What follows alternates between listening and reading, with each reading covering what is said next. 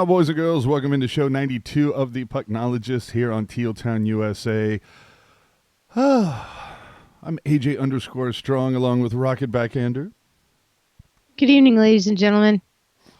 And Hockey Jerk will be joining us momentarily once he, gets off of, once he comes back from being on assignment. Hello to everyone in the chat. Let's talk about what happened after week 20 here with the Sharks and the NHL. So, as you know, Sharks went 2-1 versus Calgary, Winnipeg, and Minnesota over their last 10 games, 5-5-0, just like last week when we were here. However, last week they were 9 points out of a wild card. Now they are 10 points out of the wild card. And still, nobody wants to win the division. 4 points separating 1 through 5 in the Pacific. However, Edmonton has now overtaken Vancouver for the lead after Edmonton won in overtime earlier today. Sunday as we're recording this, and Vancouver lost. So we've got 3 games on the docket to discuss. First one versus Calgary, a 6-2 loss, some horrible officiating, and the Sharks' only offense would come from the defense. Some people on Twitter not getting my funny take on that, saying that I found the defense rather offensive that night. But anyway, you can't blame officiating for letting in 3 goals on the power play. Am I right, Vegas fans? Oh, but we're going to try. Yes. So... that game, especially after they had swept Alberta, they come back, get their asses handed to them. At least it was only one home game. Then they go on the road for back-to-backs. This to me had like nightmare written all over it. I thought they were going to just go 0-3 for this week, Rocket. Yeah, I fully concur with you, especially during the second night of that back-to-back. Jamie started in on that whole, they're on the second night of this back-to-back, and the other team isn't. And I'm like, shut up. God, I'm just tired of that freaking narrative. It's so worn out and so bogus. It's just bunk. Because, like, even if they had, they went out and they won. So it's like all of a sudden it would have been like, well, Sharks aren't playing like they're on their second night of a back-to-back. Ooh, hoo, hoo. It's just shut up. It's always a narrative that's like, well, this is what we expected. But you know what it is? I'm beginning to think that the color guy, like Jamie, God bless him, I love you. You're an important part of this team. But I'm beginning to feel like sometimes, and especially, the studio guys too. They're like your horoscope. Like Sharks are gonna wake up and do some things today. They might actually perform. They might not. We'll see. Yeah, that's your Sharks horoscope for today. Insanely it's so generic. Vague. Yeah, that's like I'm just shut up. Yeah, I'm pulling my best Rob Lowe where I'm just, I'm not supporting this particular team. I'm just going to wear just the league. I'm just supporting the league in general. So you see them go to Winnipeg and Minnesota, a 3-2 victory in Winnipeg. Dell would start his 5th straight. We'd see Shellman return. Gregor would get called up while Latunov sent down. This is Brent Burns' 1100th game. Somehow it didn't work out that he could have taken 1 game off, so it would have been in Minnesota, but I digress. Dell would play maybe his best game of the season, outright stole this game for the Sharks. Weird stretches of no shots on goal for the Jets in this. I think it was like 7 minutes into the first before they got a shot on goal, 9 minutes into the second. It was bizarre. Kane would throw an elbow for the second straight game and end up getting a hearing with Department of Player Safety. We'll get into that in a little bit. Then we also find out Erik Karlsson breaks his thumb in this game and is now out for the season. We'll get into that in a little bit. But I will say this, you can't say enough good things about Aaron Dell from that game. Outright theft in Winnipeg, Rocket. Yeah, no, I think that, when he's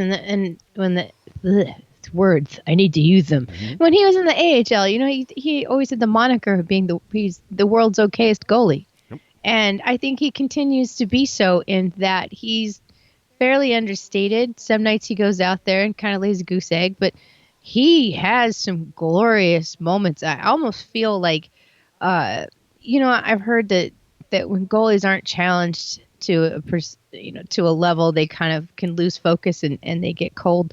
And I think that Aaron Dell, he excels when he's just peppered. Yeah. Like the more you shoot at that guy, the better he is. Yeah, keeps him focused, keeps him in the game. Oh, It's beautiful. yeah.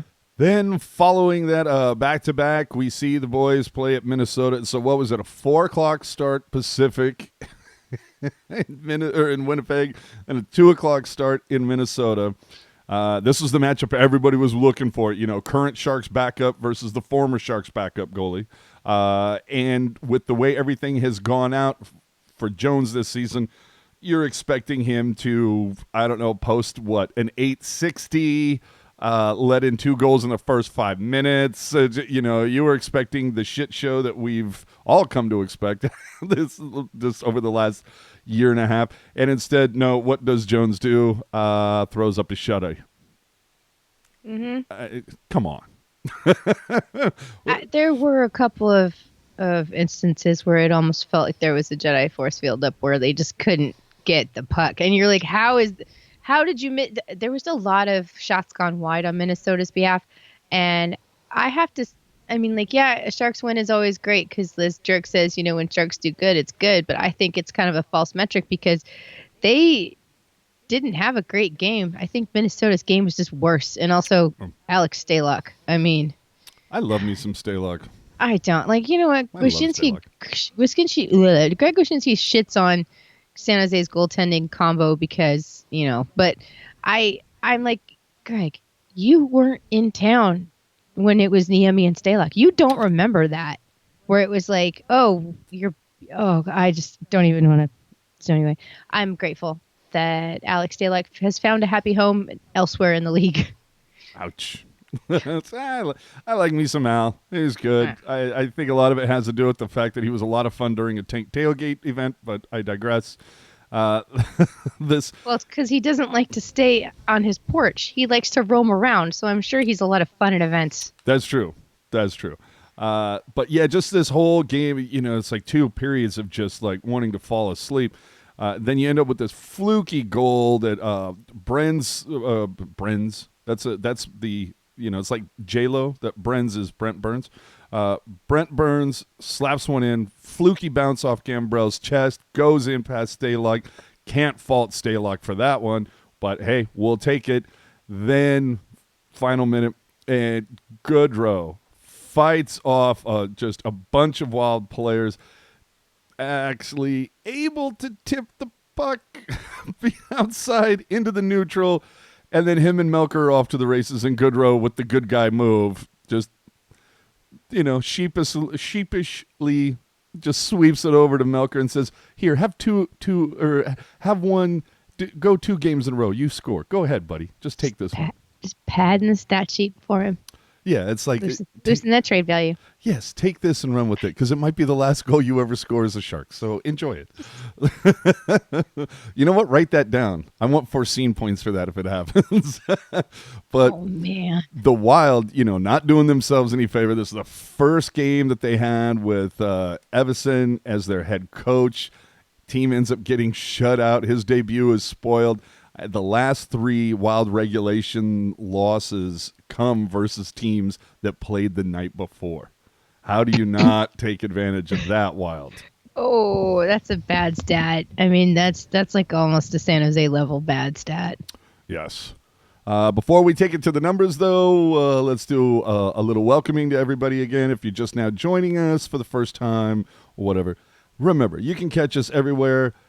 All your favorite podcast catchers should have us. If they don't, holler at your boy. We'll make sure they do. All the replays available on YouTube and everything at tealtownusa.com. But don't forget to follow us on our social media channels. Subscribe on YouTube. Follow us on Twitter and Insta. Like us on Facebook and all that fun stuff. And tell a friend.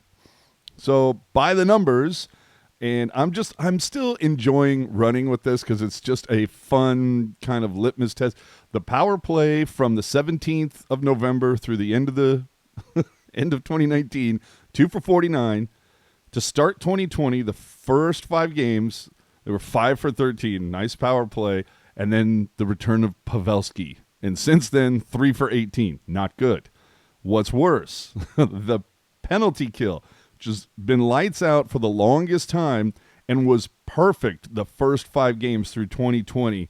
Since Pavelski's return, 24 for 34, 70% right now. Was 75% last week, but of course, allowing 3 power play goals to Calgary does not help you in that regard. Now, the funner numbers, Dell and Jones. Now, up until their last 2 games, Dell was averaging, for the season, they had him at a 918, over his last 5 starts. No. Over the season, I want to make sure I get the numbers right. I believe it was over the course of this season. He was like right at about 908 or something, but 924 over the last 10. Martin Jones over his last 10, 880. Okay, and then he throws a shutty, so obviously that number is going to be skewed now if I factor that in, but still quite some fun. But Dell has been, like you said, the more work he gets, the better he plays. And now here are the numbers that I'm really having a fun time with.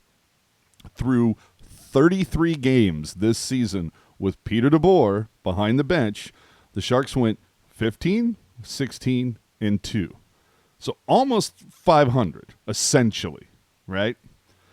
Through 25 games with Boogie, 11, 12, and 2. Almost identical records, and which is somewhat impressive because Boogie's had to deal with, losing Couture for half of that stretch, losing Hurdle.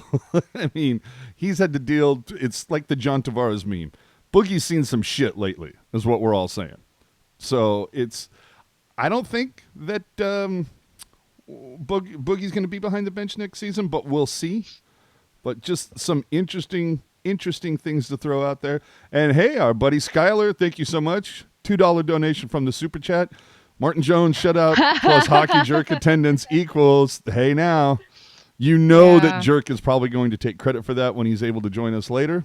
Absolutely. I would hope he does. Oh, you know what the other thing is, too? We have sound effects now. Listen. Rocky can't hear it, but you all can. No. Anyway, it's fun. Hey, I got some numbers for you. All right, so there's a Martin Jones 5 letters in his last name, right? Aaron Dell has 4 letters in his last name. 5 plus 4 is 9. And Evander Kane where's the number 9? Kane has 4 letters in his last name, and he was suspended for 3 games. Those stats are just crazy. Oh, dear Lord. Crazy stats. Yeah. All right, so let's get into some of the things that happened last week. So, Evander Kane gets a suspension. Okay, fine.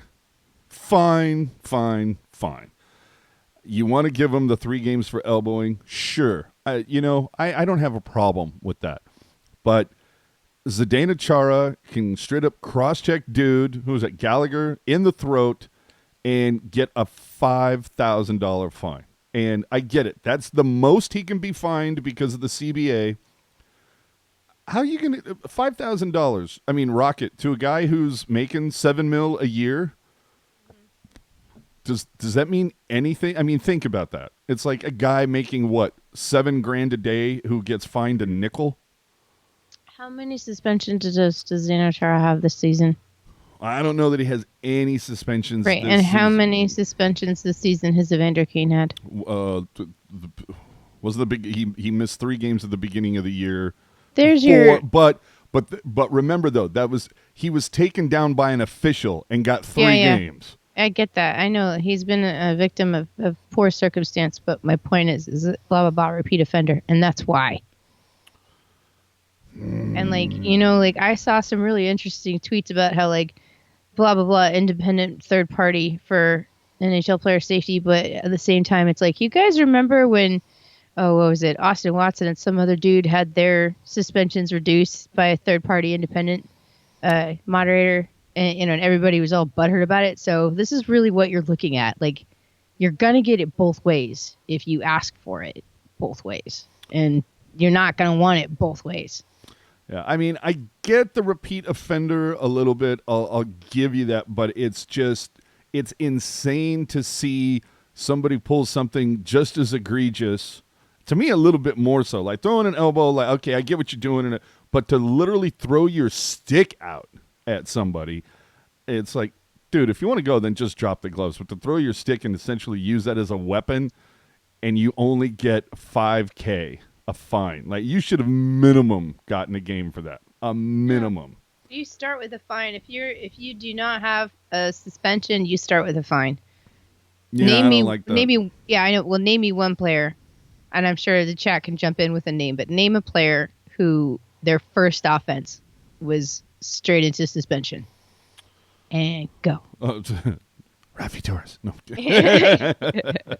Well, just because I think it's so funny, because Chara cross-checks Gallagher in the throat, and then Chara actually has the balls to sit there and say Gallagher embellished, which I thought was laughable, but only gets $5,000.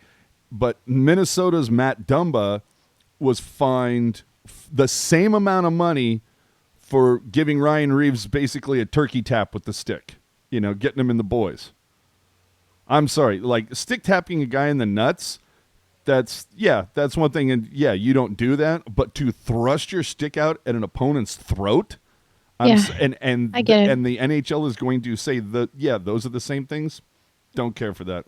I don't like it. Yeah, but this is like beginning to sound like one big family of siblings who it's like, Mom, he got 2 cookies. That's not fair. How come I only got 1? You only made him do 30 push-ups and you made me do 35. This isn't fair. But Mom, and I'm like, I understand everyone's frustration with the system, but the presentation of everybody's emotion and like their just absolute frustration again with the situation is just making everybody sound like a bunch of whiners. And as Hockey Jerk would say, stop crying about it. What everybody would stop crying about if there was consistency. And that's the biggest thing. Yeah, but crying about it isn't going to bring about consistency. Maybe. It hasn't yet, has it? No. Well, there was people cried about a lack of replay in the NFL for years because things weren't going the way that they were supposed to. And what happened? After all the crying, they finally brought it back. I would like to see an official or like a committee a committee of 3 have to all converge. And Brody Brazil brought up a great idea. You do the explanation videos when you dole out punishment.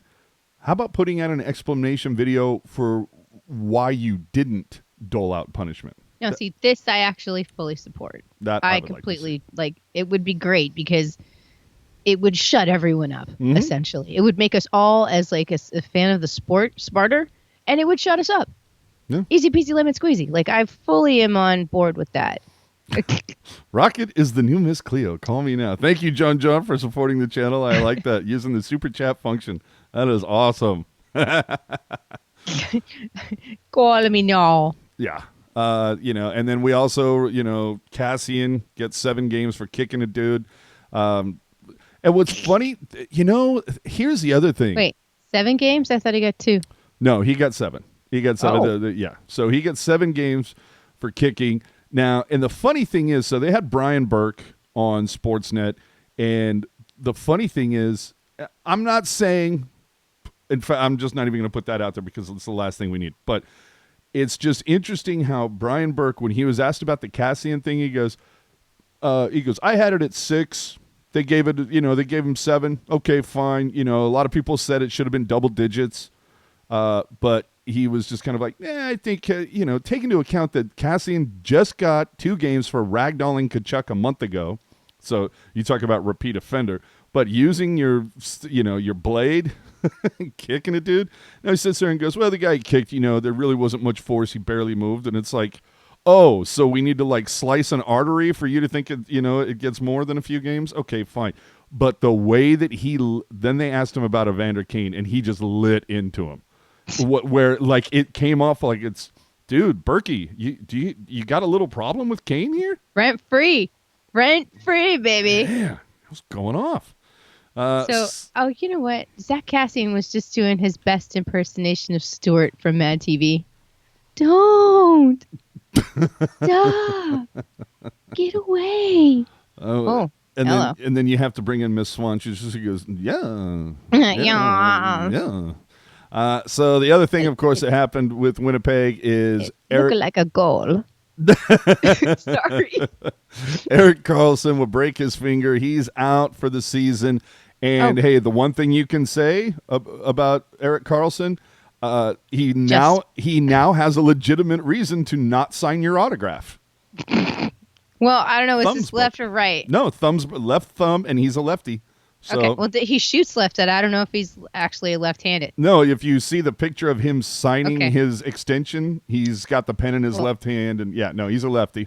So his Erik Karlsson's thumb is broken, but you know what? Everybody out there in the chat, your thumb's not broken. Why don't you hit that thumbs up button right now? Help us out. I like it. Oh. Reznikov, discuss EK65 being done for the season. His decision or the team's. Thank you very much for the donation. No, I think if you listen to the articles, they have to shut him down because it needs surgery. It's not something you can just put tape on and hope that it gets better. If he's getting surgery this week, he's already talked about playing for Team Sweden during World Championships this May. So I don't know how long it takes. I don't know how the Sharks are going to feel about him doing that. Obviously, the doctors are going to have to clear everything. But could you imagine? Dude says, I'm going to go play for Sweden for a little bit, and then why is he Irish? Because that's the only thing I can do. And I'm going to go play for Sweden. Yeah, I'm going to play for Sweden.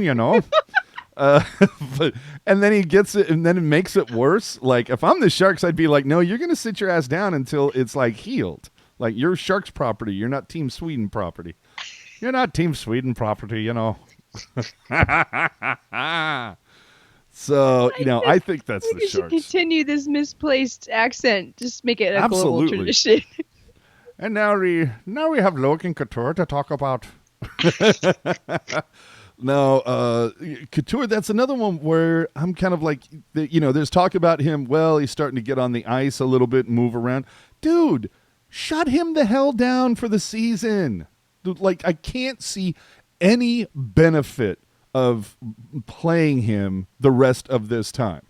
Oh, I don't think they're going to play him. I think he's just around, Yeah, like, take practice. He's the captain. He has to make the good face. He can't just sit. I mean, he could stay at home, with his bag of Sun Chips and post up and skate in one of the many underground basement rinks they have in Palo Alto. Oh my God. I can't tell you how many houses out there actually have an ice rink, a full regulation sheet of ice in the basement. Well, Couture lives in San Jose, but okay. Whatever. He's got friends He's got friends in Pelieli. So, I think that he's trying to stay with the team because he's the captain and, that whole trying to set a good example. But I do not think in any way, shape, or form that they're going to expect him to skate in a game. No, he's not playing. But he's just going to hang. He's like the new mascot. Yeah, I His can't. teeth are more expensive than Sharkies anyway. Ooh, yeah, I'm afraid to see the Sharks play him. Like, I don't get. Just don't do it, man. Don't do it. I will cut the power to the building. Like, I will straight up and down cat burglar onto the premises and cut the power if they even attempt to play him this season. It's because they're always after his Lucky Charms. Oh, Jesus. Leave Team Sweden out of this. Skylar in the super chat, thank you very much for the donation. Broken thumb is 3 to 4 month recovery. Who knows? If you stick it up your arse, it heals faster. We'll see. Well, it keeps it warm. Sorry. But 3 to 4 months, he's talking about playing in May. That's not 3 to 4 months. That's like 2 months. Yeah. So, I don't think so. Maybe one goodwill gesture he could do to help the rehab is push that coffee cart around SAP Center. Oh, high five to all the coffee cart mafia out there. That's what I like to see. You know what, though? I really honestly, I do think that all of the injury and poor on ice performance this year is solely Aramark's responsibility for not letting an actual coffee cart onto the concourse. If y'all would have had a coffee cart on the concourse, I guarantee we would be leading the division right now, leading the conference even. Yes. Where's my Java on the concourse? Every single person, like if we had a coffee cart from the beginning of the season, there's not a single person in this fan base who would have been like, Erik Karlsson was a bad idea. This would have been the best season of his life. And you had to ruin it by not letting us have a coffee cart. I hope you've learned your lesson, folks. There you go. And another reaction GIF in the books. The latest Kurz article talking about between Evander Kane and Erik Karlsson and all the things that are happening. But one of the things that he pointed out was it has become clear that the biggest problem for this team hasn't been the coach. As I stated earlier with the numbers between Boogie and PDB that are nearly identical, but the problem is the construction of the roster. That's on Dougie Wilson, and how long is it going to take Wilson to reconstruct it when you have so much money and so much term with so many people? Good luck, my friend. But the next week, I can't wait to talk with everybody a week from now when we're on the precipice, on the doorstep, if you will, of the deadline. Because there's talk of what? Half the team, it seems like, has been mentioned. There's Aaron Dell, especially because of the way he's played lately. Melker Karlsson, because, hey, he's scored goals in back-to-back games. Kevin Labanc, I think. Kevin Labanc has been mentioned just because of his contract. Brendan Dillon. Of course, Dilly, the most movable piece. Thornton and Marlowe, because it's like, get them a cup. Burns. And I'm seeing Burns and Vlasic mentioned lately, but both of them have modified 3-team no-trade clauses. Right. It seems like Burns and Vlasic pretty comfortable playing in San Jose. Like, trying to determine what situation for either of those guys, number one, would they say yes to? And number two, those teams, like in my mind, I'm kind of like, well, the teams that they're going to say yes to, is that the teams that are actually going to want them and have something to give? Yeah. Good question. Every relationship has 3 sides. Yes. And something, boy, I would love to get Jerk in here on this. Hopefully he'll show up soon. The thing that I want to talk about is now between Couture and Hurdle and Erik Karlsson and whoever is going to be injured tomorrow in the Florida game.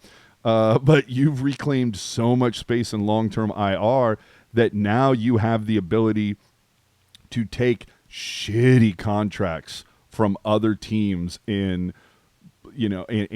trade that, but also get back a pick or a prospect that's solid.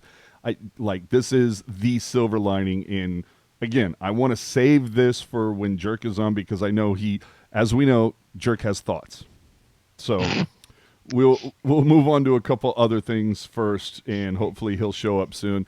The THOT, that hockey over there.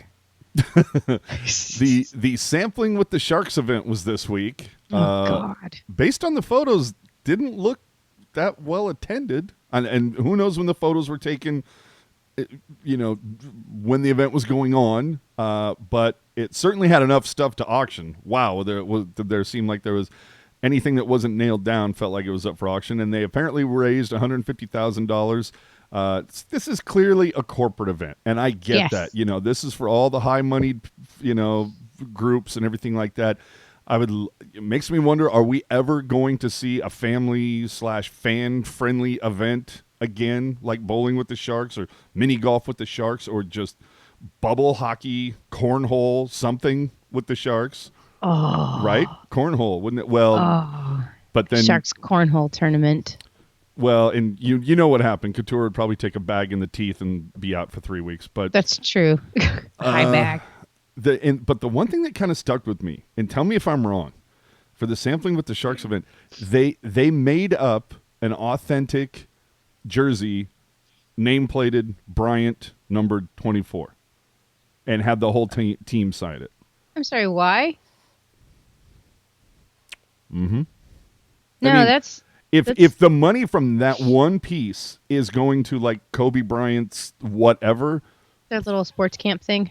Yeah, if it's going to something good like that, that's fine. And I think they should have mentioned that or gotten that out publicly, because if you look at it on its face, where you just see it along, as they're on their Instagram story and they're panning along all the items that are up, and you just happen to see that as one of the items, it's a bad look in my opinion. Yeah, that's tasteless. That's tone deaf.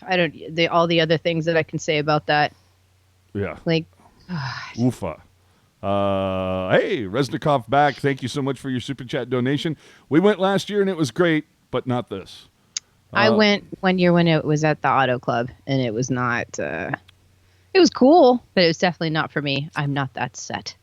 Well, and see, that's the thing, is that it comes off rather snooty to a certain degree, and again, not necessarily family or fan friendly. It's very much kind of corporate driven. Bring in, the coat and tie set, and coat and tie set. Not necessarily the biggest hockey fans, if you get what I'm saying. No. So, I mean, look, all great to raise money for the Sharks Foundation and all of that. Absolutely, do what you can to help them out. But I mean, hell, do what you can to help us out. But I would just like to see at least a coffee cart would be great. Yeah, I would. Yeah, we should get a GoFundMe for that. Anyway. But now, if the front office saw that, they would blow their lid. Now, here's the thing that really bakes my noodle, okay? Pops my tart, if you will. Oh, my. Sampling with the Sharks. That was an event that $1,000, if you want to do for one person, if you want to get in an hour early and have the VIP mingle schmooze thing going on at the BMW Lounge before they move the party down to the middle of the arena. Or $375 if you're not, the uber corporate elite, and you get to do that. But you get to hang out with the whole team, and some of the Barracuda were there as well. So that's kind of cool for $375. However, for $500, and these are sold in pairs of two. The very next night they did an event from the Fanatics. It was a Brent Burns event. It was 2 hours, an evening with Brent Burns. This was $1,000 for 2 tickets, and then when it got to be about 2.5 weeks before the event, all of a sudden it was 40% off. Yeah, we went over this last week. And I remember because you were like, how mad are you? And I said, you're running under the assumption that they sold one of these beasts at $1,000 to begin with. I don't think they did. Yeah, it does make me wonder. So I don't think they sold a single one. Well, and that's the funny thing. We saw a lot of pub and a lot of photos from Sampling with the Sharks. I haven't seen one from the evening with Brent Burns yet. Nothing on social media. I'm not saying it doesn't exist. I'm just saying I catch a lot of Sharks posts. I didn't see one from this. And maybe that's because it was a Fanatics event. But we all know if it was a Fanatics thing, probably... You put it in the wash and it's gone. So let's see from Resnikov again. Thank you so much for the super chat donation. My employer matched the donation, so that helped. Oh, absolutely. There you go. Yeah, I'll take that 20 different ways. Finally, the little piece of news that rolled during the game versus Calgary, where the Sharks got their asses handed to them last week. They ran a soft open for the brand new Juno bar over the south entrance. And from what I understand, the grand opening is tomorrow versus the Florida Panthers. So you will see some photos on our Twitter. Oh, that gives me a great opportunity. Follow us on Twitter and Instagram and Facebook and all those things, because we will have some photos of the new bar and some video from it, and to at least give you a taste of what the experience is like, and hopefully have some words with a couple of the people behind it. So that should be good. It was a Fanatics event. Something went wrong. We know it. If it's an off-color event, it must be Fanatics. Ooh, ouch. All right, let's get it to around the NHL. So we talked about it a little bit earlier. At some point, Jerk will join us. Minnesota's Matt Dumba. Hey, look at that. Jerk, as soon as I say his name, boom, he's in the chat. Can someone call this moron? Oh, we might have to. We might have to. Let's see what happens. It says, calling the hockey jerk. It's always fun when it says, calling the hockey jerk. We shall see if the hockey jerk will answer. And it says, the hockey jerk, unavailable. Because, did we reach him outside of jerk store hours? He knows things and he has thoughts. So while Jerk gets his shit together, Minnesota's Matt Dumba, we talked about it earlier, fined $5,000 for slashing Ryan Reeves in the sack. I have to ask you this, Rocket, is that, first off, is that $2,500 per ball? And is it totally worth it? Number one. Yeah, I'd say maybe it's $2,400 per testicle, and like $200 for the skin and everything in between, like the scrotum, the periphery, and you're 6 ways a week and five ways on Sunday, up and down. Yes, worth it fully. When this came out, I was surprised as Sharks fan. I was surprised I didn't start a GoFundMe to pay that fine. Because who among us has not wanted to turkey tap Ryan Reeves? Indeed. Ryan Reeves is, of course, a bum. Yeah. So I'm just saying. The other, again, we talked about the Zdeno Chara thing. I still think it's a joke. I'm not a fan of it, but if that's what you're going to call, okay. But it is what it is. We'll see if anything happens. But the one thing I do want to note is, look, Evander Kane just, he had a whole diatribe. And for those of you who missed it, we have it here for you. Okay? The fact the NHL Department of Player Safety, headed by George Peros, obviously Kane naming names, but they continue to pick and choose who and what they suspend is ridiculous. Been countless incidents of the same nature through the season and past seasons that have gone unsuspended or fined. No one person can tell you what is or isn't a suspension in today's game. It's become a complete guess, hence the whole idea of the wheel of suspensions. Yeah. But what is, or it's become a complete guess. Major lack of consistency with the NHL Department of Player Safety, a completely flawed system in so many ways. From the suspensions to appeals rights, it's baffling to me how we as players agreed to this, and you can't continue to give some players a pass and throw the book at others. There has to be an outside third party making these decisions to remove the bias that transpires in this department headed by George Peros. I don't know about you, but I'm thinking he really has a problem with George Peros, or believes George Peros has a problem with him, just based on the fact that he named him twice. Just saying. But we saw Evander Kane come out, rip DOPS. Then, a couple days ago, we saw Claude Julien rip the officials after Montreal gave up a 3-0 lead to Dallas and lost in overtime. Ask Vegas how that feels, Julien. But called the officiating performance embarrassing, said the Habs had to play 2 teams that night.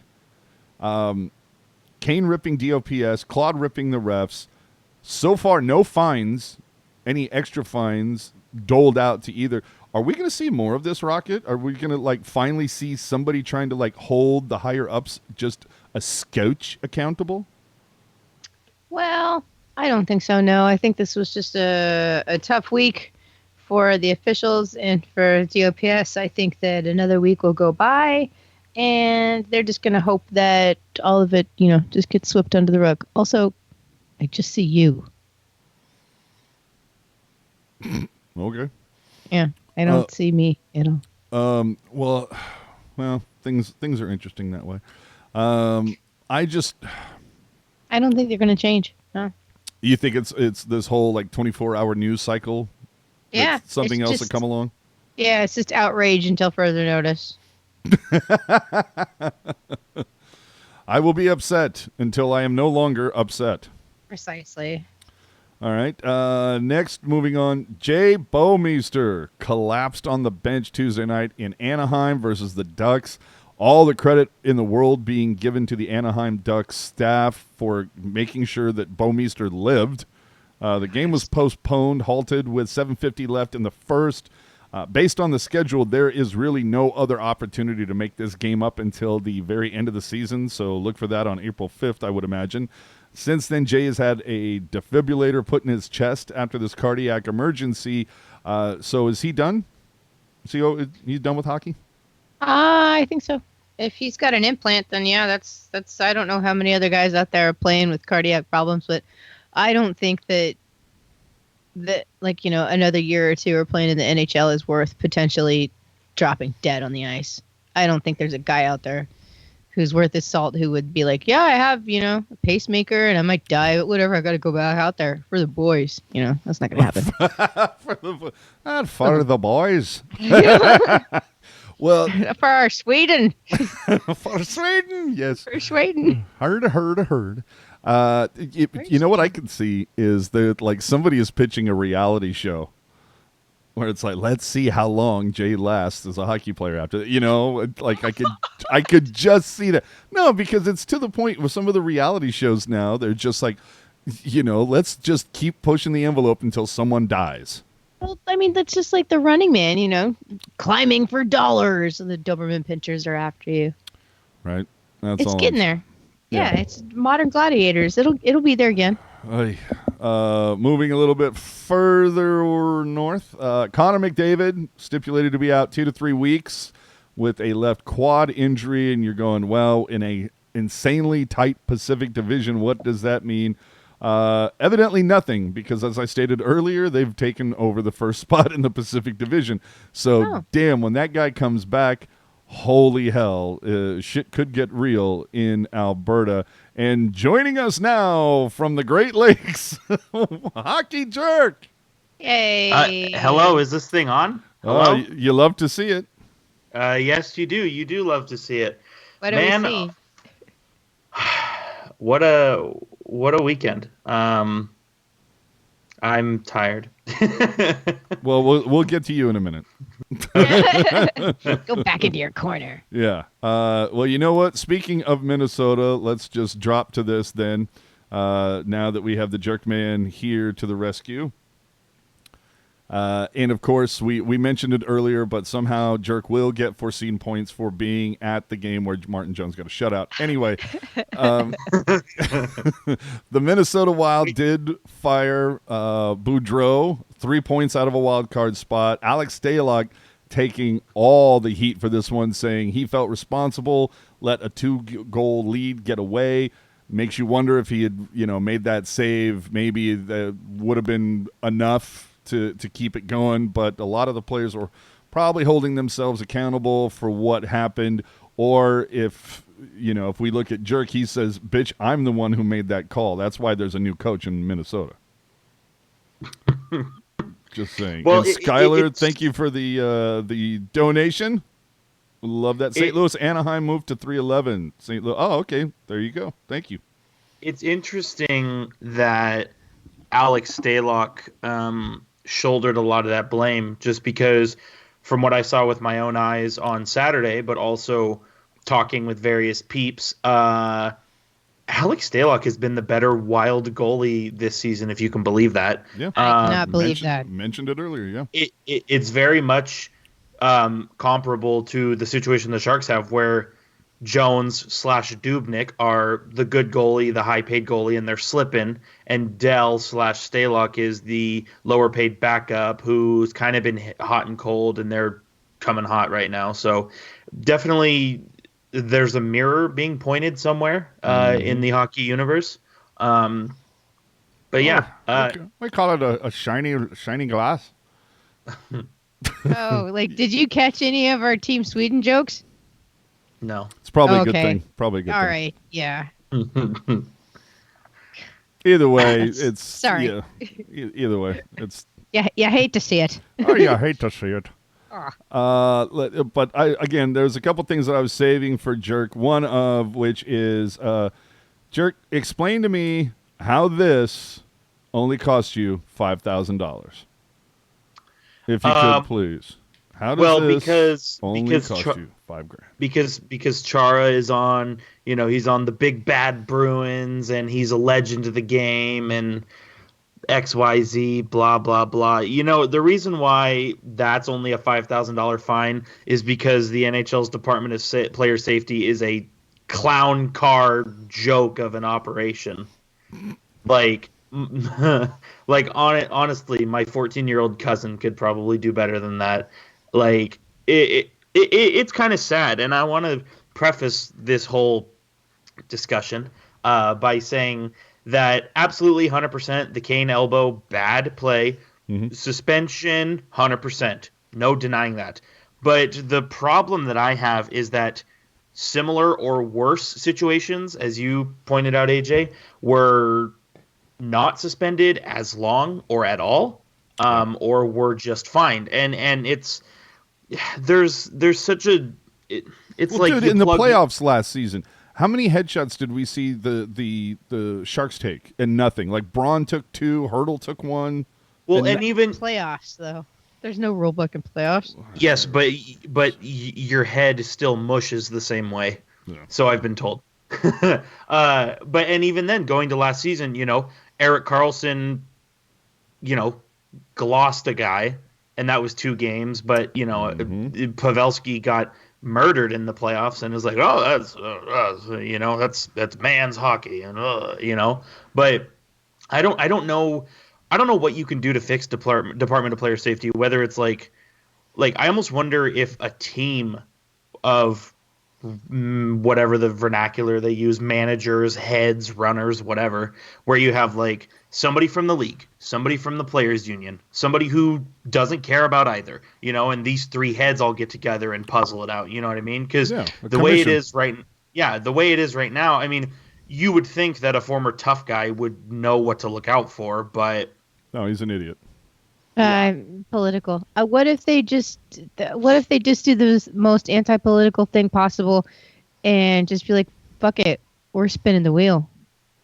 Full transparency. At least, we're just gonna spin the wheel. At least if they did that, they could like live Periscope it every time they did it, and it would be a huge draw. It would be like watching the draft lottery.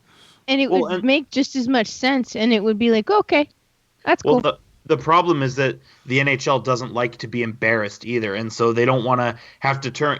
As it is, they had to eat a crap sandwich when they changed the way that coaches' challenges were handled. When it's now out of the referee's hands, and it's the there's one universal standard that's put forward by the video room. Like, they had to eat a crap sandwich when they made that decision. And I mean, it was the right decision, but that doesn't mean that they liked to do it, and it would be the same thing if they say, well, Mr. Peros, you're Ivy League educated and you played the game, but frankly, you're doing a poor job. Welcome to the purge.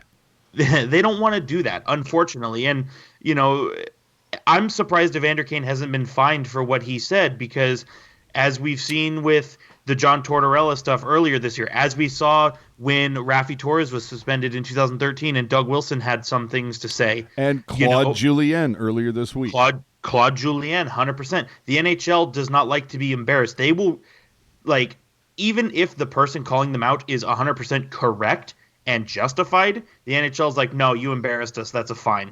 And it's like GFYS, because that's just stupid. Well, and that's the whole thing, is because, wait a minute, you're holding everybody accountable, but you can't be held to account? Yep. Yeah. F you. Hey, jerk. Yes. Can you do me one solid favor and say crap sandwich one more time, please? Crap sandwich. Thank you. That's now her ringtone. Thank you. So now, and here's something else that I want to see the NHL get right, jerk. We talked about this before with Marcia's show. Can you explain to me how this is a good goal by Panarin versus, once again, it's a lot of Alex Stalock talk this week. But can you explain to me how in the world this, look at where the puck is, and then, oh, look at where the puck is now. Jesus. That's what I'm saying. How is this a good goal when the puck is 3 inches from the top of the crease, but is not fired until it's 3 feet from the top of the crease? Well, and not only that, but right there he brought it backwards. I don't see any of this. Like I can't explain to you why that's a good goal, AJ, because it's not a good goal. And here's the thing, and I'm going to say this right now. The haters will say, "Oh, he didn't take it backwards." Correct. But last I checked, I mean, I did go to preschool. Last I checked, sideways is not forward. Last I checked. I'll have to double check, but I'm pretty sure, like 81% in that arena there. So I can't tell you why it's a good goal because it's not a good goal. That full on is not a good goal. I wanna see the NHL figure that one out over the offseason. I'm just saying. Riddle me that. Yeah. The next thing we get into, it was Legends Week in Vancouver as they brought back Linden and Bure and Naslin. They retired the Sedins jerseys. Whether you want to factor in a cup win or not as to whether a jersey should be retired, that's one thing. I don't think it necessarily has to be. I think it's what that player meant to the team. But Jerk and I think, kind of talked about this a little bit. Excuse me. Vancouver, I don't like you. I don't like your organization. I don't like the Canucks, and it pisses me off that I like Pettersson and I like Bo Horvat. I like Markstrom, but your fan base just pissed me off in 2011. Oh, did they? Alexander Burrows pissed me off. 9 but you know years what? ago. It doesn't matter, man. When it takes a lot to wipe off that stink. Yeah, I guess that was fumigation needs to be. There was time. There was like a 2.5 or 3.5 year period where Vancouver was like our Vegas. Yeah. Oh yeah. Oh yeah. Yeah. Like we played them. We played them in 2011 and they stomped us, and then we got them them again in 2013, and then they sucked for 7 years. Well, that's what I'm saying. They were stomped by us, and that started their awful times. But I remember when we drew them in 2013, they had, same thing, President's Trophy, and I'm like, God damn it, we got to play these guys again. Yeah. But it's like I hated Bieksa, I hated Edler, Kessler, I hated so many of these guys. And now you piss me off, Vancouver, even more because you're starting to make me like you. Because you guys did the ceremony right. You did it the way it should have been done. It was a great ceremony to retire the number of the Sedins, nationally televised. I hope that when Thornton and Marleau, if they get retired at the same time as Brody has mentioned, or even if it's done on separate occasions, if they have some weird thing where they play back-to-back at SAP and they do, Marleau one night, Thornton the other.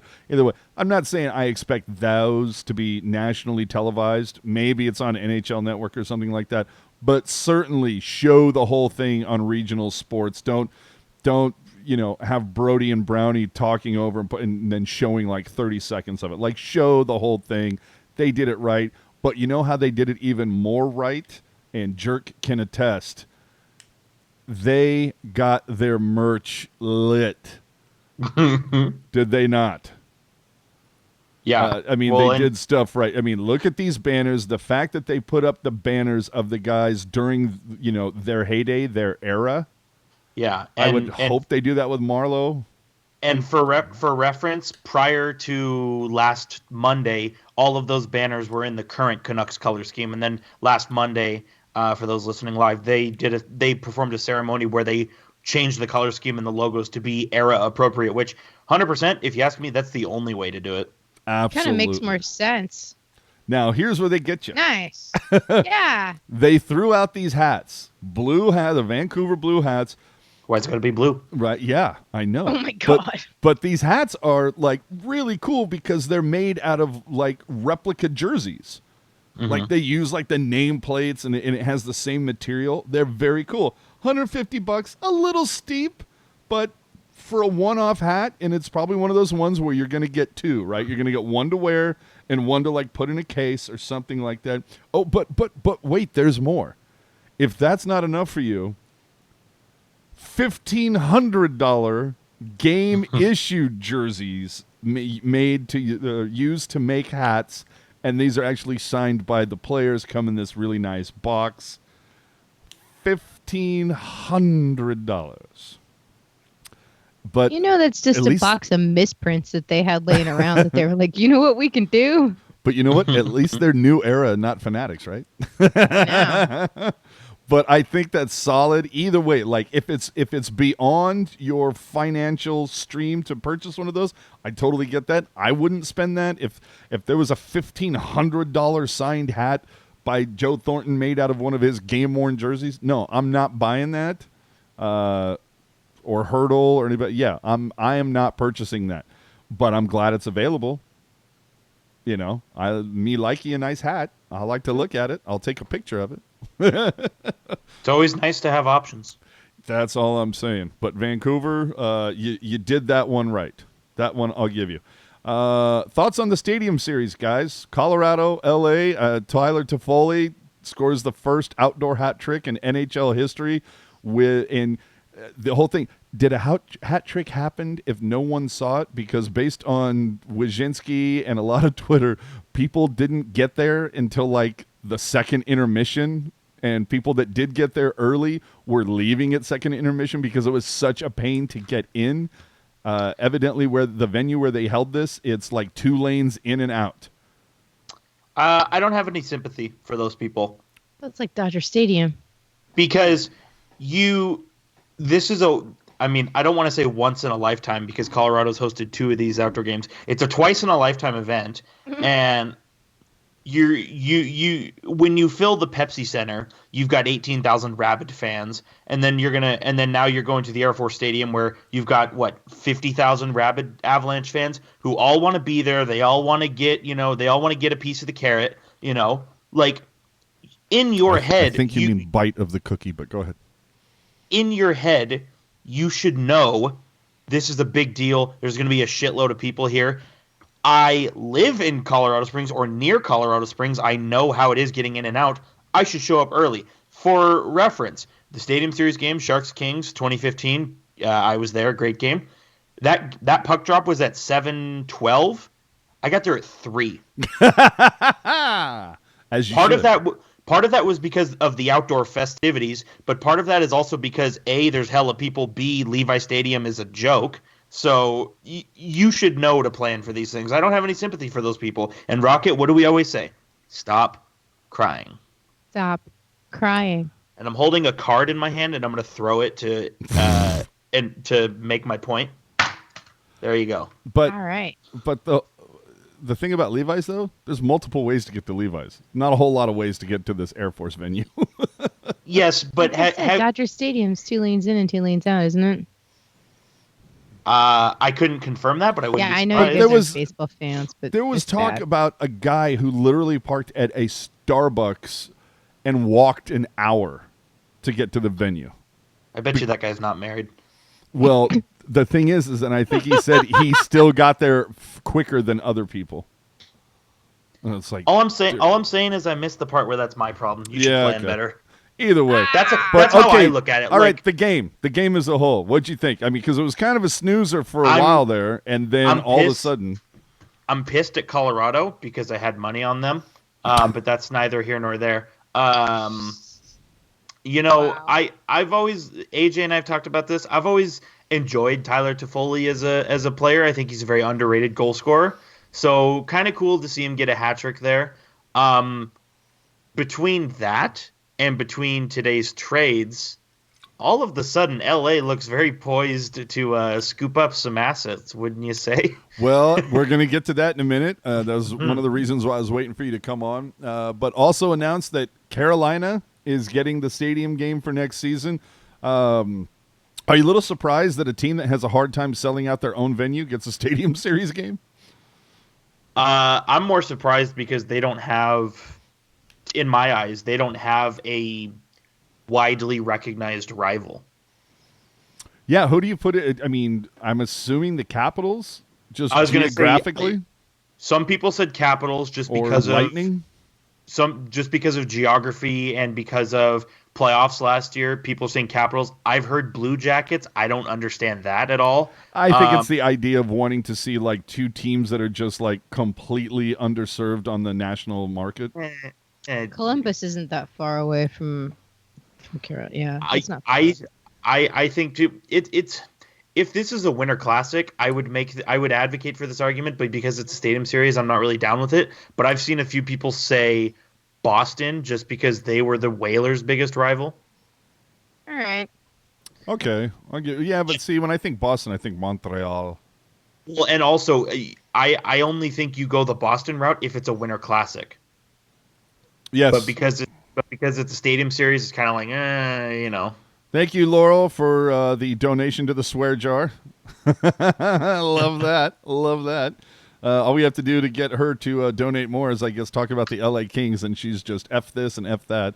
But should be fun. I'm going to see now. Okay, here's the whole thing for foreseen points. Watch Hockey Jerk's Twitter feed and see who announces the Carolina opponent sooner, Hockey Jerk or someone else. I'm just saying. Okay, let's move on to the next one. Look, I know who Daniel Carcillo is. I know he's a former player. He certainly helped me out in some fantasy hockey leagues at one point when I needed to satisfy my penalty minute quotient. So I know that. I also know he's like a big-time CTE proponent and trying to get mental health awareness out there. I get all those things. Paul Bissonnette. I've heard the Twitter ID Biz Nasty or whatever. I don't know who Paul Bissonnette is. I've just recently found out that he's part of the Spit and Chicklets podcast. I've only listened to one episode of that. I just don't have the time to listen to every little thing. If it was 5 years ago when it was like us and 3 other podcasts, sure, I'll listen to all of it. But there's literally everybody and their mother has a podcast now. I can't listen to everything. That said, last night, Bissonnette and Carcillo, and it continued this morning, were going at it. Do either of you have an idea of what in the holy F they are talking about? They have because Biz Nasty's talked about it on the podcast before, but which one? Spit and Chicklets. Yeah, Okay. Spit and Chicklets, his podcast. And the one thing I will give Biz Nasty credit for is he can 100% be complete opposite side of the argumentative spectrum, and he will still be respectful. So that's one thing I do give him credit for. I think the bomb he threw out last night regarding words that were used and logos that were allegedly placed somewhere. I think what the hell are you talking about? Okay, clearly you didn't do your homework. Dude, so that's what I'm saying. I don't know these assholes.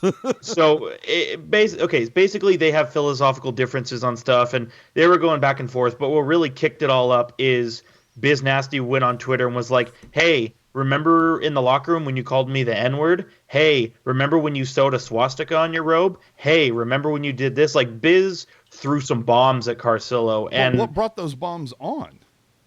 It's a mystery, honestly, because this squabble, if you will, sort of manifested itself out of nowhere.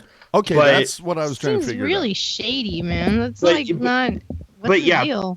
the crux of the issue is like they both agree on a lot of the same stuff. Like fuck Gary Bettman. like that, and like looking out for the players, advocating for head trauma care and all this stuff. A lot of that, they're on the same side of the fence, but there's also a lot of other philosophical differences that they have.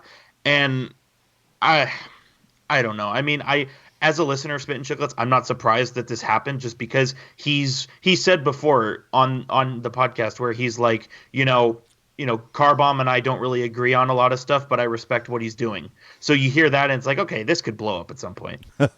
So in other news, Spit and Chicklets has added 3,000 new subscribers over the last 24 hours. That doesn't surprise me at all. I think they're going to have a sit down at some point and hash it out, which is good. And as many issues as I have with Biz Nasty, that's one of the things I give him credit for, is like he's always first to be like, hey, let's sit, let's record it, let's figure it out, let's come to an understanding here. That's one thing I do like about him. Well, our buddy Felix saying it's because there was an article on Bissonnette's rise to internet fame or something, and there it was something too about like a woman being put in charge of something, and Carcillo called it a PR move. Yeah, he's basically saying that Barstool Sports having a female CEO is like the gender version of like affirmative action or something. Yeah. No, I get you. Oh, hey, speaking of that, great segue. NBC is using an all-female crew for the Blues Blackhawks broadcast. I love it. Can't wait to see what Barstool says about that. Yeah, they are. I was going to say they do come off a scotch misogynistic, but anyway, NBC has announced that for the March 8th broadcast for the Blues and Blackhawks, they will be using an all-female crew, including some locals here. Kendall Coyne, Schofield. Kendall Coyne, longest name ever, behind the glass, and friend, not exactly, friend of mine, sort of, at least Twitter friend of mine. Oh my God. Kate, hey, we got to drop them when we can. In fact, watch Mayor your step. SAP Center. Watch Cloud out. Chaser. Yeah, watch your step. Dropping names here. But Kate T. Scott, for those of you unaware, Kate Scott, her kind of claim to fame locally is she was part of the long-running morning show on KNBR. So, in fact, I mean, part of Murph and Mac, but also part of Gary Radnich with Larry Krueger, but all part of the KNBR thing. Did some stuff for the earthquake. She's done some stuff for Cal. So, Kate Scott has some credentials, is what I'm trying to say. So, Teal Town should do a women-only After Dark. So, I mean, as long as it's not, show. Yeah, I was going to say, I would pay money to see Rocket versus Kelsey, but we digress. Only because it would be really funny, because here's what it would be like. Rocket would be like, so, Kelsey, what did you think about this? Well, I thought, it was all right, but, Jerk does the best Kelsey impression ever. Go ahead. No, getting back on track. Come on, 5 seconds. 5 seconds, no, Kelsey okay. Impression. Go ahead. No, that's okay. Oh, piss me off, dude. I think, and I don't know if I don't know how much you know about her, but I think a pretty exciting part of this broadcast team, if you will, is AJ Malesko being on there. She does a little bit of NBC SN stuff, obviously, considering she's gonna be on this. But she's also former women's hockey player, which is awesome. And if memory serves correctly, I believe she does like some inside the glass stuff for the Islanders as well. But she's like super talented, super knowledgeable, and she's really, really great to listen to. It's definitely not a situation of like, okay, you're female, so we're gonna put you on TV. Like she's a badass analyst, and she's super smart. Okay. I think I know who you're talking about. I think. Yeah, I said, she's like inside the glass or something for the Islanders. She's good. Okay. I'm stoked. I'm glad you mentioned that. So that should be a fun thing to look out for. Again, March 8th. But you're talking about she knows her shit. Another person who's going to be part of this broadcast is Catherine Tappan. Okay. As we all know, what happened earlier this week, Jeremy Roenick tweeted out he's done at NBC because of the comments he made about Tappan and Patrick Sharp in an appearance. Again, Spit and Chicklets coming back into play on this podcast. And so on February 12th, Roenick said that he is not coming back to NBC. I don't know if the cancel culture is out of control. Were his comments so egregious that an apology was not enough? No, yes. They were fully inappropriate. Okay, now you say that. There's no excuse. Hold on. You say that, but let's listen to them first. Catherine, awesome coworker. Catherine's great. She's like your daughter. Yeah, but I tell you a story. So all of a sudden, this older lady was sitting there with her husband, and she's staring at us the whole time. She's like, "Can I get in?" Staring at us the whole time. And finally, I think her curiosity rose to a level where she's like, I got to figure out what the hell's going on here. And she walked right into the pool and comes right up to us and say, okay, what's the situation? Tell me what's going on. And 2-on-1, no back checkers. That's what's going on right now. 3-on-1 now, baby. I just said I'm just having a very, very wonderful trip. That's what I said to her, and she's like, "Are they both with you?" And I said, "Yes, they are." And then Catherine gives you weren't lying. Catherine says, "Will you shut up?" she starts yelling at me because I play it off like we're going to bed together every night, the three of us, and my wife and Catherine are very close friends, and they scream and yell at me. But listen, it's worth the yelling. There's no question. Yeah. Absolutely. Now, if it really came to fruition, that would really be good, but it's never going to happen. No, God, no. They know the JR. Do you ever have conversations with her about how hard it was and is to be a female in a male-dominated industry?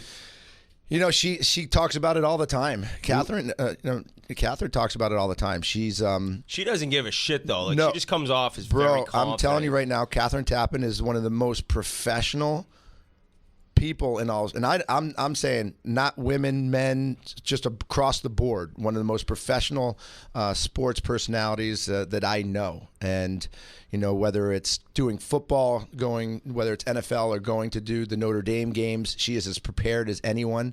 Her personal life takes a backseat to her what she does for television. She wants people to respect her for her knowledge of sports, not just because she's a pretty face. And, and I think she really, really, really cares about that. And she wants to make sure that she's not going to get pushed around in anything. She is true blue, one of my favorite people in the world. And I'm lucky that I'm next to her, and she's a good friend of mine, because there's nobody that wants it more and that will kick someone's ass if they disrespect her. Okay. So there's the comments, and that's the whole thing. Is I wanted to have them in context, because when you read it on paper, you might take it one way, but when you actually hear it in the moment, maybe you take it a different way. I take it a different way, and my whole thing is, I see Laurel in the chat calling Jeremy an asshole, and I understand that. I understand that outlook. My take is, honestly, I think the Spit and Chicklets guys were kind of egging him on. I think Roenick was just kind of like, oh, I want to, I have the reputation of being, Styles and all that. But it was him clearly, at least in my mind, it was him joking around. Some woman comes up and says, what's going on? Oh, yeah, well, I'm that cool. I'm sleeping with both of them. I mean, it was a clear joke. It was clearly like bullshit. And the fact that Tappan's saying, oh, shut up, knock it off, how tight Roenick, his wife, and Tappan are. And then in the very next breath, he talks about what an awesome woman she is, how she's insanely professional, doesn't take shit from anybody. So the fact that she would, would you stop already? Like, it just seems like they were having fun. Was it Roenick? Was it a good idea to put that story on a podcast? Probably not. Again, I think he was egged on by this Chicklets guys. I think he was trying to show off a little bit, bit him in the ass. But Rocket, absolutely your take. Nah, I don't even want to give this him credit. He was wrong, and I don't feel bad for him. I don't feel sorry for him at all. What's next? All right. Well, Jerk, your take? I understand the point you're trying to make, and I think in a certain situation, I don't necessarily I could see where it's not an issue. However, this is not that situation, and we kind of went back and forth about it on Discord. But for those who weren't there, if two people, male, female, male, female, whatever, if two people have an inside joke or they make fun of each other and they do it, that's all well and good. But let's say I turn around and I jump on a podcast and I'm like, oh, AJ, did you hear Rocket did A, B, and C? Even though we laugh about it, she's going to be like, dude, what the hell did you say that for? And I think that's the situation that we have right here, where in the moment, Catherine Tappan was like, okay, yeah, you're hilarious, whatever. But because it was put out there on a platform that lots of people are listening to, I think she was a little tilted by the fact that now a lot of people know that Roenick is trying to be like, oh, hey, me, KT, and my wife, we're going to do this, right? And so I think she was a little slighted by that. I think that I didn't think about. I'll give you that. Yes. And I think too, you mentioned that the Chicklets guys, they may have been egging Roenick on. I will agree with that. They do kind of say, oh, give us some stories. But I don't know if you caught that part of the podcast, but I think it was Biz Nasty. He said, anytime we have a guest on, they have 100% creative control of what gets posted. And so it's kind of on JR that he wasn't like, hey, the wrong person might get upset by this. Maybe we should cut it out. I think it's on JR to not recognize that. And I just think it, and again, in the right dynamic, if Rocket and I were just hanging out, just her and I made some dumbass comment or she made a dumbass comment, we'd probably laugh it off and that's the end of it. But I think it's when it gets put on this platform, that's when it's like, why would you say that? Because now I look a certain way. You know what I mean? I think it's all about appearances. And also, too, it doesn't matter if you are the leading analyst for a sports channel or you work in a warehouse throwing boxes. If you make a comment about a coworker that is at all sexually suggestive, it's not good. And this is not a cancel culture thing. This is not a 2PC thing. This is just a being respectful thing. Okay, I get that. I get that, but the last time I looked, JR and I are a lot closer in age than you are with him.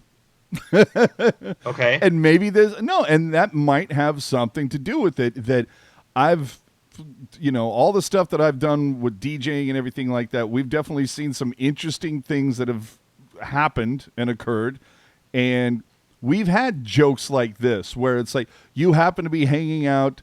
There's been multiple times where it's like I'm sitting there with my girlfriend, and like one of my buddies, one of my best friends, his girlfriend is also hanging with us because we're waiting for him to finish doing something that he has to do. And it's like, oh, gee, AJ, you taking home 2 girls tonight or whatever? And it's like, well, it's a slow AJ, night for me. Is this conversation being broadcast? And I was just about to mention that. And that's the whole thing. It's one person coming up and me saying that to that one person, just like Jeremy did, saying that to that one person. But then I didn't get on a podcast 6 months later and share the story. So that part I do get, but I still go back to, it just sounded, number one, it was very clear it was an obvious joke, like he was just telling a story of something that happened. And then again, in the very next breath, he was talking about how amazing she is. So just because it is an obvious joke doesn't mean it is an appropriate one. Regardless of how much of a joke, it's just a joke. Doesn't matter if it was a joke or not. It matters that it was tasteless, it was unprofessional, and it shouldn't have happened. 100%. 100%. Just a joke is a bullshit defense for his behavior. And I've seen it on Twitter. I'm seeing it in the chat. I've heard it. Like, I want to say now. I'm a whatever the vernacular is, Gen Z, millennial. Well, I was born in 1995. I'm young, okay? But these two lovely people that I do this show with every Sunday for the last 4 years can tell you I don't get offended very easily. It's true. And I can still recognize when a situation or a comment is appropriate or not appropriate. And this Jeremy Roenick, Catherine Tappan situation, this is not being easily offended, because as we've determined, I don't get easily offended. This is not being easily offended. This is not PC or cancel culture. This is a matter of being respectful. Okay. And I hate seeing it where it's like, and you see it all the time, whether it's a sexuality thing or a gender thing or a race thing, it's like, oh, come on, we're just cracking jokes, and it's like, okay, yes, like you may think they're funny, but it's not, it's a matter of just not being insensitive to somebody else. I'm not. Well, let me ask you this. Okay. How many listeners does it take until it's too much? What do you mean by that? Well, because the thing we had said was like, well, if you're telling this to like a couple people in a bar or whatever, oh, it's perfectly fine. It's a funny, anecdote story kind of a thing. But it seems to be like the big thing is, well, it was on a podcast that has thousands of listeners. So it's like, so what level of listeners would it be too much? Like if Jeremy had said it on our podcast and it didn't make it. I still think it would have been a problem, just because it's being broadcast out there to people that Catherine Tappan doesn't know personally. But also, solid point. But I think the main crux of the issue is that it was a story. It was a story that was told without her permission. I'll give you that. I just feel like I've heard a lot of people say things that are far worse. Sure. That their punishment, if you will, was far less. I just think it's a matter of like, like I think if Catherine Tappan was like, oh yeah, that's funny, tell that story, no problem, because obviously she's not bothered by it. She thinks it's hilarious. I think it's totally fine. But you can go back, you can do a Twitter search, you can see her tweet in the immediate aftermath of it. Mm-hmm. She clearly did not. She maybe laughed it off just to avoid an uncomfortable situation, but it was very clear that she didn't want it put out there at all. And then the fact that it was without her permission, without her knowledge, I think is what kind of set everything off. All right. Okay. The one thing that I definitely wanted to have you in to talk about, because I don't know everything about, well, let's be honest, I don't know anything about anything, but we now have, Couture's missed a lot of time. Hurdle's out for the season. Karlsson's out for the season. What does this mean for a strategy for Doug Wilson in order to use this long-term IR cap space in order to make moves for the future to help the Sharks? So basically what it is now the Sharks and Erik Karlsson's not officially on long-term injured reserve yet. Most How likely, is that not possible? right. Most likely, if I'm, processing this whole situation correctly, most likely they're going to wait till they get back home. They're going to call somebody up so that they're like right against the cap. Like maybe they have like $10 in cap space, and then they'll LTIR him to maximize the amount of dollars they can go over the cap, and then send homeboy back down so that they got hella money to play with. As for strategy, if I'm Doug Wilson, I'm going to these Stanley Cup contender teams who need a third line center, but they have no cap space. Be like, hey, Chief, we'll take big bucks off your team, but you got to kick us a pick. If David Backes had 1 year left and not 2 years left, 100% that's the tree I'm barking up. Really? Yes, sir. Because and again, David Backes has 1 more year after this year on his deal, so it's not even a conversation. But a $6 million cap hit for a guy they're not using, and Boston, rumor on the street is they want to add a top 6 goal scorer. If they could shed that $6 million, they would love life. And so, say Backes was going to be a UFA this summer, they get rid of it. From a Sharks perspective, it's gone July 1. Who cares? Just take it on, help them out, and get some scratch coming your way as well. That's got to be the play, I think. And I would have to go through all the teams, see what really good teams have a high-priced guy they're not using, and then maybe go from there. But 100%, if I'm Doug Wilson, that's what I'm doing. Because as we saw, Carolina buying out Marleau for the Leafs got them a first-round pick. This is true. All right.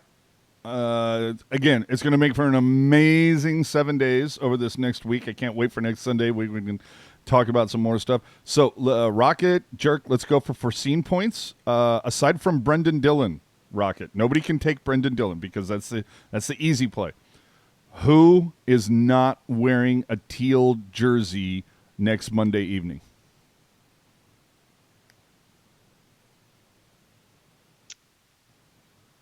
I'm going to go Kevin LeBanc. Wow. Oh, that's an off-the-board take. Me likey, Yeah. me likey. I was gonna say that as a joke, but but no, I think Rocket might be onto something there. Your joke is my hard line. No, and don't get me wrong, I love Kevin LeBanc, got the jersey, love the player, everything.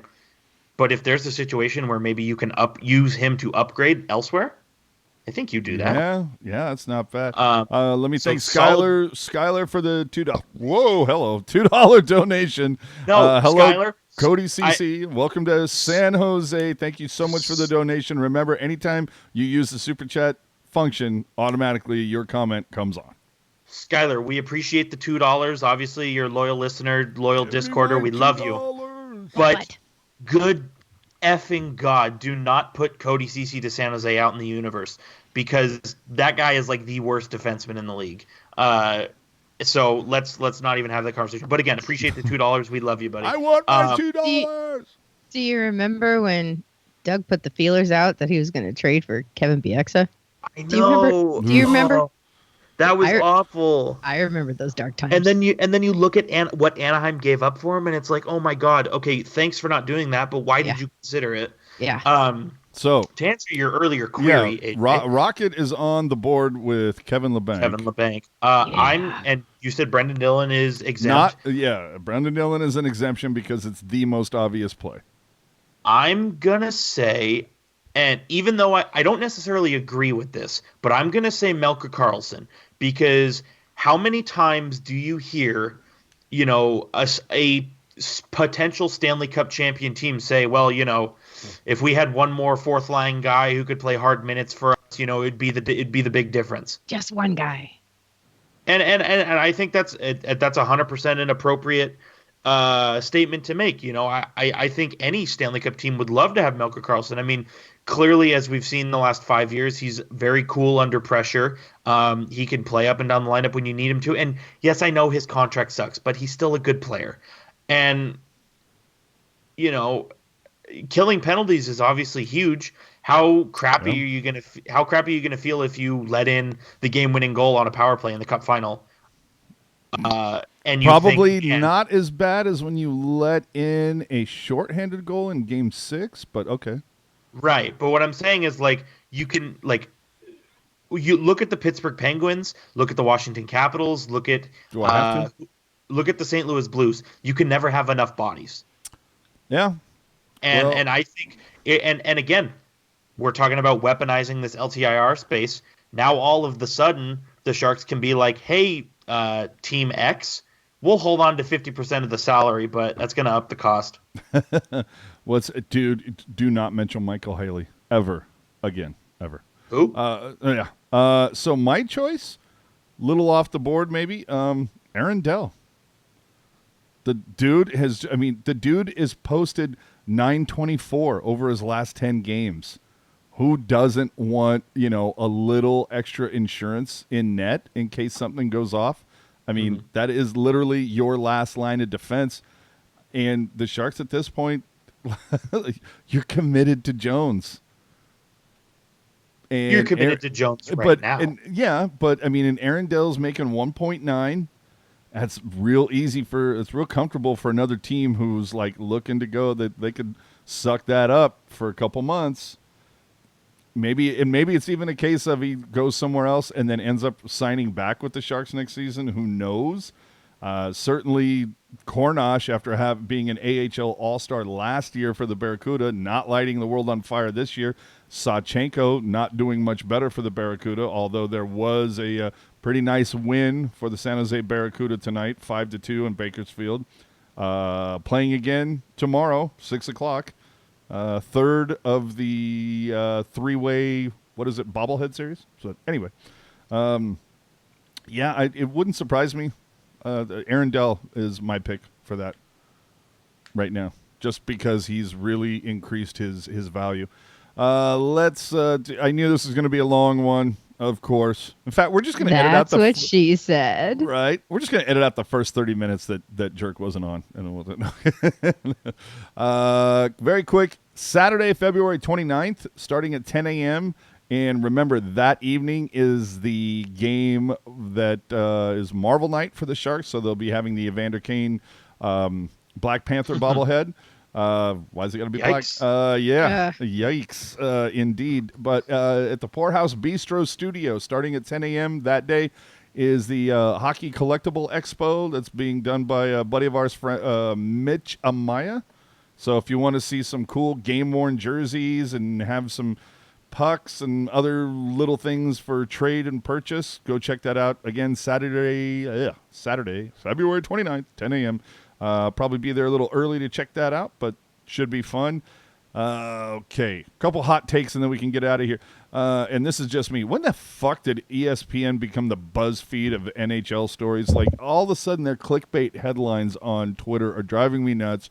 All right, so I'm sorry, not on Twitter, just on their website. If you look at it, a lot of their stories, it's become very much BuzzFeed, and then Yahoo's NHL on Twitter has become the BuzzFeed of Twitter, where everything is clickbait. I don't know who's behind that account, but they need Matt Dumba to stick them in the fucking nuts. I'm just saying. Well, it's about building a brand that stands out from the others. There's a way to not do it douchey, but okay. But that's a fair point. But, building a brand that stands out for the others. You mean in the Austin Matthews way or in the P.K. Subban way? Oof. Yeah, I think both are applicable, honestly. Prime example. What are we talking about? Them. They. Yeah. Solid point. And I will say, too, I know a lot of Sharks fans are pressed with Yahoo Sports NHL or whatever their name is. But I gotta give them a little props here. They created a list on Twitter called Hockey Follows, and I think there's 400 or so people on it. It is all the insiders, all the teams, all the writers and reporters and everybody, and me. Are you serious? Yeah, 100%. So thank you, Yahoo Sports. I don't know what I did, but That's weird. It's weird, but I'm not upset. Oh, I see. Nepotism. Okay. Anyway, Jerk, you enjoy the occasional international hockey game, do you not? Sure. Can you explain to me what the fuck this is? Oh, that's Matthias. I think it's Tedenby. Yeah. Pulling a little dipsy do in the shootout there. Dipsy do? How's it a dipsy? Dude, he literally just pops the puck up and says, "Yeah, I'm gonna bat it in from 2 feet off the ice." Yeah, all skill right there. No luck. You can do that. You know, how quick does the NHL make this move illegal? I don't know. I mean, I could see it because if you this replay right here, if you watch, he does flick it. I mean, I don't know. It's so hard to say. Like, haters will say that he flipped it backwards, but I mean, I don't know. I just think you see this with the in Euro leagues all the time. Like it's more loose over there. Yeah, no, like, I'm totally down with. Time. I'm totally down with that. But it pisses me off that they took away like the whole spinorama thing. It's like, look, you've made the 5-minute thing 3-on-3, which is sort of gimmicky, but is entertaining, and for the most part tends to get the job done a lot more than it used to. Right? Am I right? What was it before? What was overtime before? 4-on-4, right? 4-on-4, yes. Yeah, and not very good hockey. 3-on-3, much more entertaining. Could they add 2 minutes to it? It might be nice, but whatever. Do it 5 minutes. That's fine. I don't have a problem with it. The thing is, it's like, look, you've already gone to this gimmicky shootout thing, which is about the same as just having the goalies meet at center ice and go best 2 out of 3 on Rochambeau. You got rid of the spinorama. You took that out of the equation. Why? Like, I think it should be, dude, if whoever figures out how to put the puck in the net fastest, let that happen. You know, should just take the shootout out and let it end at a tie. No, because nobody wants a tie. Nobody wants to see the damn shootout anymore, though, and you can't make these guys go to like winner. Quadruple, septuple overtime, especially if they've got a doubleheader the next day. No, you don't have that, but you can. They should do 10 minutes of 3-on-3. Yeah, but you know what? They brought that up to Scott Hannon, and he's like, "No, that's going to burn people out." That's because Scott Hannon is old and can't skate. Well, it's because Scott Hannon never played on 3-on-3. That too. No, I get that, but even if we keep it at 5-on-5, my whole thing is, dude, just let this switch it up so you can just go. You know what? You do one of two things. It's already a fucking gimmick, right? So let's make it more gimmicky in one way or the other. Either the opponent chooses the person who shoots, right? Like you're going to be like, okay, yeah, so for the Sharks opening shooter, we'll take Erik Karlsson, right? Something like that. Or you just say, it's like the designated sniper. And instead it's just kind of like, we're going to go with Timo Meier. He's going to be the guy who just continually shoots over and over and over. You just get one guy.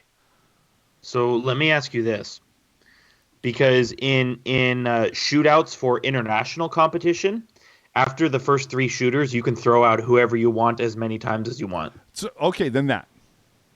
So that's what I'm saying. Like, how do you feel about that? I have no problem with it. Rocket? So, like, say you do, like, Meier, Karlsson, Couture. And then it's like, well, you know what? LeBanc is really good for us in the shootout. So, LeBanc. Right. Like, it's not unheard of. Rocket, how do you solve the shootout problem? You take it out completely, and you do 3-on-3 for, I don't know, like three periods of overtime, and then if they don't win, you go to. Well, you know what? Don't ask me my opinion. If you I don't know what they're going to do practically. Like, it all sucks. I think the shootout completely go away. But I don't care to give my opinion if all I'm going to get in response is, well, they're never going to do that. Okay, great. They're never going to do that. Don't ask me what my response is. I don't care. So what you're saying is that we should, if we're talking about cancel culture, we should cancel the shootout. Essentially, if everybody's going to complain about it, then fucking, I guess, just take it away then. Then you won't have anything to complain about. Well, see, and that's the problem. Then, 3-on-3 is too fast. They can't see the puck. It's always something, right? Put the fucking puck tracker back on it then. That's not my problem. No, but that's what I'm saying. You're right, Rocket. It's always, there's always something to be upset about. You know. So it doesn't matter then. Like if it's a problem that needs to be solved, but it's an unsolvable problem, is it actually a problem? Speaking of unsolvable problems, did you see what Satan said in the chat? He said some wise things. He said Rocket is my future ex-wife. Yeah. I mean, I'm not even going to sign a prenup, baby. I feel just alt steer it right into the skid. Oh man. So this went like twice as long as we thought it would. That's awesome. A tight 100 minutes. Yeah. Oh, Tight far hour beyond and that, 45. buddy. Dude, far beyond that. So yeah, tight 187. Okay. So again, if you missed us, we are on all the podcast platforms. And if there's one you use that we are not, let me know and we'll get us right on there. All the replays are on YouTube and everything's at tealtownusa.com. Don't forget to follow us on the social media channels. Subscribe on YouTube. Follow us on Twitter. Follow us on Instagram. Like us on Facebook. And we're all good with that. So, last licks, and we're out of here. Rocket. All right. First of all, I got to get shouts out to State in the chat saying that he should go 20 minutes of 3-on-3, then 20 minutes of 2-on-2, then shootouts with the backup goalie shooting. I fully, all right, I'm on board with that. My name is Rocket Backhander. You can find me fully on board with a lot of stuff over on Twitter. Capital R, capital B, little @Cander 76. It's R Backhander 76. Or you can, I don't know, check me taking pictures of myself in weird poses where weird stuff. I'm bored. Over on Instagram. Rocket Backhander, one word. Keep it weird. AJ. Jerkman. So hello, for those who don't know, I literally landed 2 hours ago from seeing the Sharks beat the Minnesota Wild in person. Gotta say, boring game, but I had fun and I'm glad I went. For those who don't know, the Detroit Red Wings have won 14 games this season and they've played 61, meaning they're on pace to win 18. As I always say, it's bad with the Sharks, but it could be much worse. And if you agree with that take, you should go to twitter.com, click on the search bar, type hockey_jerk, click on me, then click follow, and then send me a tweet that says done, and I will forget to see it. Or evidently go to the Yahoo list and he can just find him there. Evidently. I mean. Man, talk about exclusive access. After dark. So, in fact, I think we have a GIF of Jerk and Yahoo Sports while we are all Brody. Oh my god. That GIF has such a long shelf life. Dude, it's the gift that keeps giving. Absolutely. So I am AJ Strong, but _ strong on the social media accounts. So deal with that, people. We're all _ up in here. So thanks for watching. Yeah, this went for like twice as long as it normally does, and I'm about ready to throw this fucking beer bottle out the goddamn window. I got to be quite honest with you. So we'll see you next week for show 93 with any luck, and maybe we'll have some trades to talk about just before the NHL trade deadline. Don't forget, tomorrow it's a doubleheader. Well, if you're listening to us tonight, whatever. Monday, it's a doubleheader. The Florida Panthers, then the Barracuda. But remember, the grand opening of the Juno Bar over the south entrance at the Tank. Thanks for watching, everybody. And if you see Puck Guy, ask him, dude, I think you have something on your face. Good night, everybody. Wow. I didn't.